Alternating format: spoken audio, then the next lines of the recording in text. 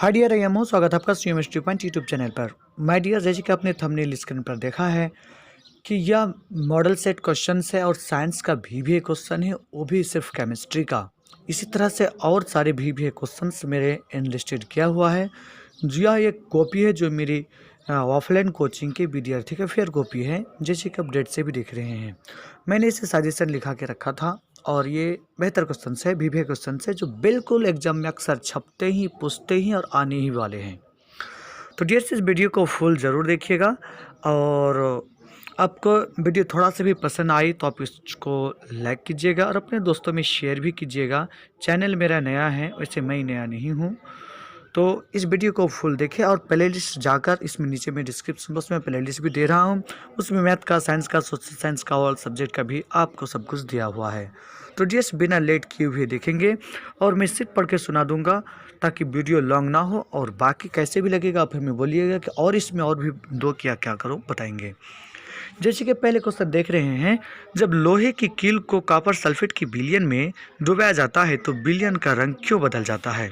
तो आपको पता होना चाहिए कि कॉपर सल्फेट के जलीय विलयन में लोहे की कील डालने पर लोहा कॉपर सल्फेट के जलीय विलयन से क्या कर देता है, कॉपर को विस्थापित कर देता है, अतः कॉपर सल्फेट के रंग बदल जाता है।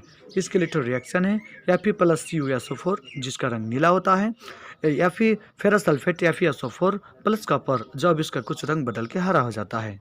तो डियर्स इसी तरह के क्वेश्चन से मैं आपको फुल वीडियो दिखाता हूँ, ठीक है, आप इसको ध्यान से देखेंगे। अब देखते हैं अगला क्वेश्चन है कि वायु में जलाने से पहले मैग्नीशियम रिबन को साफ क्यों किया जाता है। देखिए यही क्वेश्चन है जो प्रत्येक साल पूछा जाता है, इस साल भी पूछे जाएंगे और प्रत्येक साल पूछे भी गए हैं। तो देखिए इसमें क्या कह रहा है कि आपको यदि मैग्नीशियम रिबन नम वायु के संपर्क में रहता है तो उस पर सफ़ेद रंग की मैग्नीशियम ऑक्साइड की परत जम जाती है।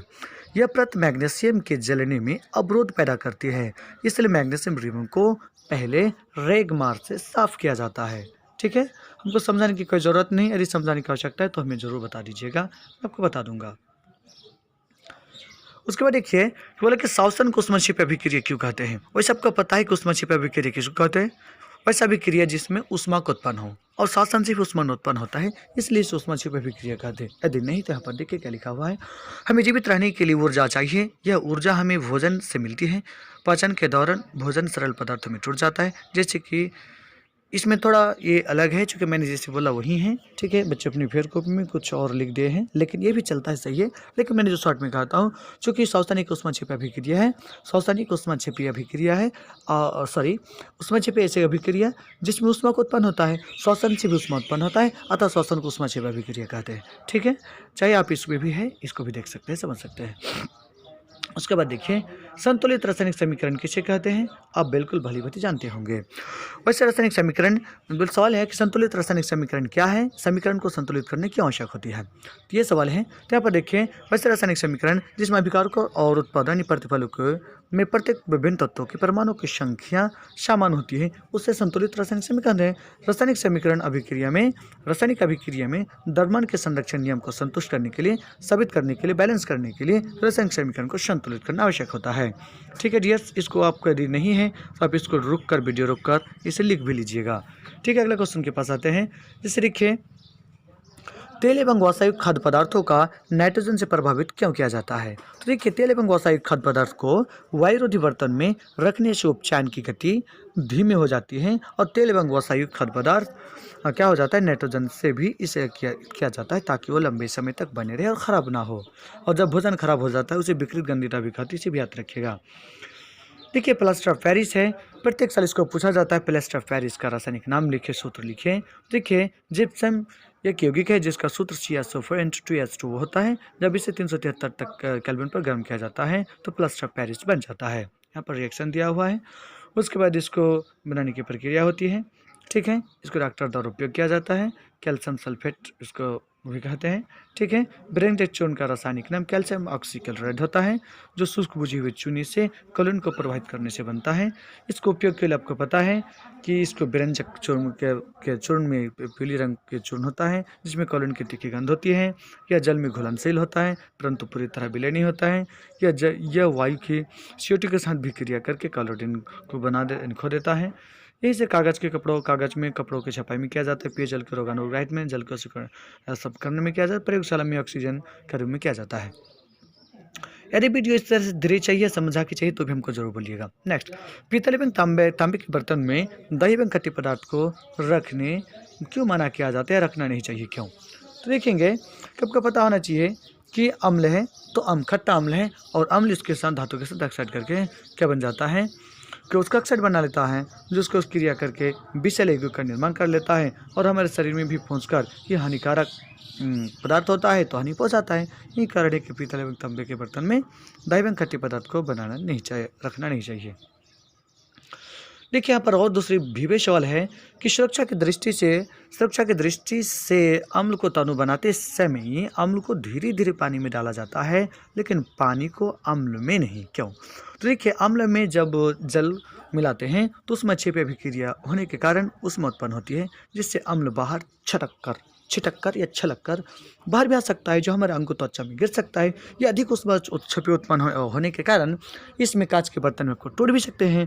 इसलिए ऐसा कहा जाता है कि आपको धीरे धीरे जल में ही आपको अम्ल को डाला जाना चाहिए। ठीक है, तो मेरे एक शायद वीडियो रुक कर चाहिए, विस्तृत रूप से चाहिए, तो भी हमें कमेंट्स कीजिएगा, मैं आपको विस्तार ढंग से दे सकता हूँ। उसके बाद देखते हैं, हमें अम्ल की भूमिका बोला गया था। ठीक है, यहाँ पर अम्ल की भूमिका बोला गया है। हमारे आमाशय में अम्ल की क्या भूमिका है? तो हमारे आमाशय में अम्ल की भूमिका यही है कि जठर ग्रंथि से आमाशय रस स्रावित होती है, जो अम्लीय मध्य में भोजन का पाचन करता है। ठीक है, उसके बाद यदि आपको नहीं है तो आप इसको रुक कर लिख सकते हैं। भाजन और निस्तापन मंत्र लिखने की बात कही गई, और इसको के लिए इन दोनों में से किस प्रक्रम का उपयोग होता है और क्यों? देखिए, भाजन इस प्रक्रम के दौरान इसको द्रवणांक से कम तापक्रम पर हवा की उपस्थिति में गर्म किया जाता है, जक्षीकृत किया जाता है, जबकि निस्तापन में वायु की अनुपस्थिति में क्या किया जाता है? वायु की अनुपस्थिति में गर्म किया जाता है। ठीक है, उसके बाद सल्फाइड आयस्क को क्या किया जाता है? भाजन प्रक्रम में उपयोग में लिया जाता है, ताकि इसे ऑक्साइड में ऑक्सीकृत किया जा सके और ऑक्साइड को अपकृत कर धातु प्राप्त किया जा सके। ठीक है, इसके लिए नीचे ये दिया हुआ है रिएक्शंस है। अयस्क और खनिज में अंतर देखिए, बड़ी चर्चित सवाल है। अयस्क और खनिज में अंतर है। अयस्क के धातुओं को प्राकृतिक यौगिक रूप में खनिज कहते हैं, और अधिकांश धातुएं हमें यौगिक के रूप में ही प्राप्त होती हैं, जैसे तांबा हमें पैराइट या कॉपराइट के रूप से प्राप्त होता है। अयस्क की बात कर लीजिए, जिन पदार्थों में खनिज से धातु का निष्कर्षण सरलता से हो उसे अयस्क कहते हैं, जैसे एल्युमिनियम का अयस्क बॉक्साइट होता है, करंडम का रेलाइट, लोहा का हेमेटाइट, मैग्नेटाइट, ये सब होता है। उसके बाद देखिए, चर्चित सवाल है, सोडियम को केरासिन तेल में डुबाकर क्यों रखा जाता है? तो सोडियम सक्रिय धातु है, जो अत्यंत अभिक्रियाशील, जो वायु में उपस्थित ऑक्सीजन से क्रिया करके सोडियम ऑक्साइड बनाती है, या पानी से क्रिया कर सोडियम हाइड्रोक्साइड तथा हाइड्रोजन उत्पन्न करती है, जो वायु में खुला छोड़ देने पर वायु में आग भी पकड़ लेती है। इसलिए इसे मिट्टी के तेल में, केरासिन तेल में डुबाकर रखा जाता है। देखिए, यही सब क्वेश्चन आता है और यही सब आएगा, नहीं तो आप लिख लीजिए और इसको प्रूफ भी रखिए। गर्म जल का टैंक बनाने में तांबे का प्रयोग होता है, परंतु इस्पात का नहीं। इसका कारण बताइए। देखिए, कॉपर स्टील की अपेक्षा अधिक क्रियाशील होता है। ठीक है, अधिक सुगम ताप का सुचालक होता है, और यह स्टील की अपेक्षा सस्ता भी होता है। इसलिए ऊर्जा बचाने के लिए पानी के टैंक बनाने में कॉपर से ही टैंक बनाया जाता है। नंबर 1 चलते हैं। यहाँ पर बोला गया कुछ कारण बताइए। क्या कारण बताइए? कारण यही है कि प्लेटिनम, सोना एवं चांदी का उपयोग आभूषण बनाने में क्यों किया जाता है? तो देखिए, प्लेटिनम, सोना एवं चांदी बहुत कम अभिक्रियाशील होता है तथा संसारित भी नहीं होते हैं, और उनकी चमक भी तेज होती है। इन्हीं कारणों से इनका उपयोग आभूषण बनाने में किया जाता है।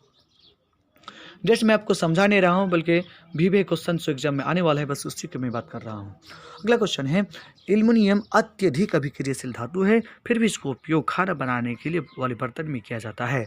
चूँकि एल्युमिनियम संसारित नहीं होता है, साथ ही यह ऊष्मा का भी सुचालक होता है। डियर्स, यदि आपको वीडियो अच्छे लगे या एग्जाम के दिन आपका टोटल क्वेश्चन 100 to 100 में यूट्यूब में यदि आपको बता दूँ तो आप मेरे चैनल को सब्सक्राइब कीजिए और अपने दोस्तों में भी शेयर कीजिए। और एग्जाम के दिन ऐसा भी क्वेश्चन होगा, ऐसा ही क्लास होगी जो हर क्वेश्चन आपको इसी वीडियो से आएगा, इससे बाहर नहीं जाएगा। सोडियम, प्लेटिनम एवं लिथियम को तेल के अंदर संग्रहित किया जाता है। तो ये भी बोला सोडियम, पोटेशियम, लिथियम को चाकू से भी काटा जा सकता है। क्यों? तो देखिए, सोडियम तथा पोटेशियम इतने अभिक्रियाशील है कि खुली हवा में छोड़ने पर ही खुली हवा से तत्काल तुरंत आग पकड़ लेती है। इस घटना से बचाने के लिए इसे केरोसिन तेल के अंदर डुबा के रखा जाता है। नेक्स्ट क्वेश्चन देखें, निष्कर्षण की प्रक्रिया में कार्बोनेट एवं सल्फाइड अयस्क को ऑक्साइड में परिवर्तित क्यों किया जाता है? किसी धातु को उसके ऑक्साइड और कार्बोनेट की अपेक्षा उसके ऑक्साइड से प्राप्त करना अधिक आसान होता है, इसलिए उपचयन से पहले धातु सल्फाइड एवं कार्बोनेट को धातु ऑक्साइड में ही बदल लेना चाहिए होता है। ठीक है, वीडियो को लाइक एंड शेयर जरूर करें। आघात और धन्यता एवं तन्यता का अर्थ बताइए। देखिए, धातुओं के आघात और धन्यता होने का अर्थ है कि धातु का हथौड़े से पीट कर पतली चादरें बनाई जा सकती हैं। धातु को तन्यता कहने का मतलब से तान कर अर्थात लंबी लंबी पतली पतली खींचकर तार भी बनाई जा सकती है। आपको पता होना चाहिए, ये ग्राम सोना को 2 किलोमीटर, जबकि 100 ग्राम चांदी को 200 मीटर लंबा किया जा सकता है। ऑक्सीजन परमाणु का इलेक्ट्रॉनिक विन्यास, ऑक्सीजन परमाणु का इलेक्ट्रॉनिक विन्यास 26 है, तो इसकी संयोजकता ज्ञात कीजिए। तो देखिए, हम बोलते हैं, देखिए 1 2 यदि 3 रहेगा तो वही डायरेक्ट संयोजकता कहलाता है। यदि 5 6 7 रहेगा तो इसे 8 से घटा कर किया जाता है। अर्थात उसके जैसे कि यहाँ पर 2 6 है, यानी 8 में यदि हम 6 को घटा देंगे तो बच जाएगा 2, तो मेरा संयोजकता 2 हो जाएगा। देखिए क्या लिखा हुआ है। अपना अष्टक पूरा करने के लिए ऑक्सीजन परमाणु को 2 इलेक्ट्रॉन ग्रहण करना पड़ेगा, अतः ऑक्सीजन की संयोजकता 2 होगी। ठीक है, नेक्स्ट पे चलते हैं। नेक्स्ट क्वेश्चन, उभयधर्मी ऑक्साइड क्या है? 2 उदाहरण दे। वे ऑक्साइड जो अम्ल तथा क्षार दोनों से अभिक्रिया कर लवण प्रदान करते हैं उसे उभयधर्मी ऑक्साइड कहते हैं, जैसे एल्युमिनियम ऑक्साइड, जिंक ऑक्साइड, ये सब इसका लिखा हुआ है। तो डियर्स, मैं इतना ही रखता हूँ। यह वीडियो कैसे चाहे आपको हम बोलेंगे भी, इसमें और भी वीडियो इसमें है, क्वेश्चन से आपको दिखा देता हूँ। ठीक है, आप हमें कमेंट्स कीजिए या फुल वीडियो दी भी जाए तो हमें बताइए। ठीक है, या वीडियो को रोक रोक के आप इसे लिख भी सकते हैं। प्लीज़, चैनल नया है और इस चैनल को सब्सक्राइब करेंगे और अपने दोस्तों में शेयर कीजिएगा, अपने छोटे बड़े साथियों में बोलिएगा। ठीक है, दिखाइएगा। बहुत इंपॉर्टेंट क्वेश्चन है, इससे बाहर एग्जाम में जाने वाला नहीं है, लेकिन वीडियो में चैनल मेरा नया है, वीडियो में व्यू नहीं आते हैं, इसलिए मैं इससे ज़रा कुछ नहीं कर रहा हूँ। ठीक है, ये देखिए सारे भी क्वेश्चन से आपको पता है, आप जिस कोचिंग में पढ़ रहे होंगे आपको पता है कि इससे बाहर नहीं आएगा, जिसको मैं बोल भी नहीं रहा हूँ। आप हमें इजाज़त दें, कमेंट्स कीजिएगा, मैं आपको सारे क्वेश्चंस यदि आपके एक्सप्लेनेशन के साथ भी हो तो भी हमको बता दूंगा। ठीक है, देख रहे हैं क्वेश्चन अभी तक भी क्वेश्चन है। मैं वीडियो को लॉन्ग ना बनाने के कारण, आपको कम समय के कारण ये सारी चीज़ मैं आपको दिखा दिए। ठीक है, ये सारे क्वेश्चन से आप इसे वीडियो को रोककर देख भी सकते हैं। ठीक है, कार्बन एक अद्वितीय तत्व है कैसे? ठीक है, उत्कृष्ट गैसों को अलग शून्य वर्ग में क्यों रखा गया है? सब इसका जवाब है और भी क्वेश्चन भी है। ठीक है, मेंडलीव और सरणी में कि विसंगतियों को लिखिए। देखिए सब वीडियो है। ठीक है, ये अच्छे क्वेश्चन से, इससे बाहर ना एग्जाम में गया है और ना जाएगा। ठीक है, उत्कृष्ट गैसों का अलग समूह में क्यों रखा गया? भी सवाल है, प्रयोगशाला में मीथेन गैस क्यों बनाया, कैसे बनाया जाता है? देखिए, ये भी 5 नंबर में आता है और आते भी रहेगा। ठीक है, ये बच्चों का इस में कोचिंग जो मेरा ऑफलाइन का है उसी के बच्चों के फिर कॉपी है, ये सजेशन के रूप में रखा है। इसी तरह बायोलॉजी का भी क्वेश्चन चाहिए आपको तो आप हमें जरूर कमेंट्स कीजिएगा, या इसको भी एक्सप्लेन के साथ चाहिए तो हमें बताइएगा। ठीक है, फिर मिलते हैं एक अच्छी वीडियो के साथ, या किस वीडियो में टॉपिक चाहिए, किस टॉपिक पर वीडियो चाहिए भी तो हमें बोलिएगा। तब तक मिलते हैं फिर एक नेक्स्ट अच्छे टॉपिक के साथ। तब तक के लिए धन्यवाद, जय हिंद। ठीक है।